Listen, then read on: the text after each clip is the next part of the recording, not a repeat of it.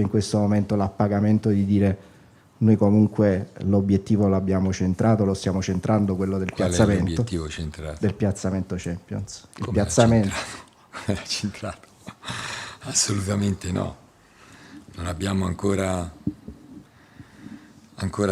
centrato niente. Il restare agganciati a quella che è la posizione di vincere lo scudetto, o in questo caso il guardarsi alle spalle perché non è centrato niente, se non riesci a lottare per quella roba lì e scendi da quel carro lì, poi c'è da guardarsi alle spalle dagli altri perché sono lì vicini.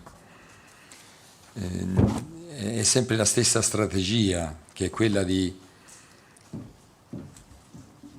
vincere più partite possibile, andare in campo per i 3 punti, per cui sia per un motivo che per l'altro il pensiero è andare a mettere quelle qualità che ci fanno più comodo per portare a casa 3 punti in questa partita.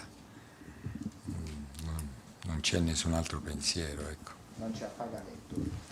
Pagamento non ci può essere. Di cosa stiamo parlando? È una roba bruttissima quella che si vuole alludere ora, cioè è una roba che se ne accorge De Laurentiis entra dentro e ribalta tutto perché non ci può essere pagamento di nessun genere, per cui noi in questo caso qui abbiamo la stessa visione del nostro Presidente, tutti.